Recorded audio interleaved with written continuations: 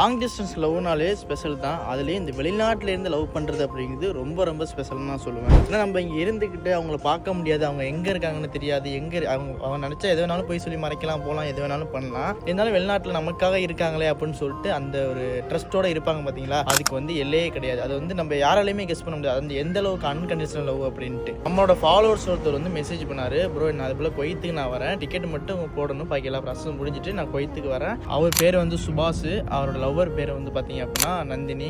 லவ்வரை விட்டுட்டு நான் வரணும் ப்ரோ, ஆனால் எனக்கு வந்து மனசு இல்லை, ஃபாரின் வரத்துக்கே எனக்கு மனசு இல்லை அப்படின்னு சொல்லிட்டு மெசேஜ் பண்ணியிருந்தாப்புல. அப்போ நான் அவர்கிட்ட சொன்ன ஒரு விஷயம் என்ன அப்படின்னா, இருக்கிற வரைக்கும் சந்தோஷமாக இருந்தேங்க. நான் இங்கேருந்து திரும்பி நம்ம நினச்சாலும் போக முடியாது. சில கம்மியில் லீவ் கொடுப்பாங்க, சில கம்மியில் லீவ் கொடுக்க மாட்டாங்க. ஸோ அந்த மாதிரி இருக்கிறப்ப இருக்கிற வரைக்கும் சந்தோஷமாக இருந்துக்கிட்டு வாங்க அப்படின்னு என்னோட இது சொன்னேன். அவர் இங்கே வராருன்னா அவர் சந்தேகப்பட்டு போயிட்டு இருந்தால் கூட அவர் நினச்சிருந்தா இங்கே வராமல் கூட இருக்கலாம். அதேமாரி அவர் லவ்வர் மேல் வந்து அவர் ட்ரஸ்ட்டாக இருக்கார் அப்படின்னா எவ்வளோக்கு ஒரு நம்பிக்கையை கொடுத்துருக்குன்னு நினச்சி பாருங்களேன்.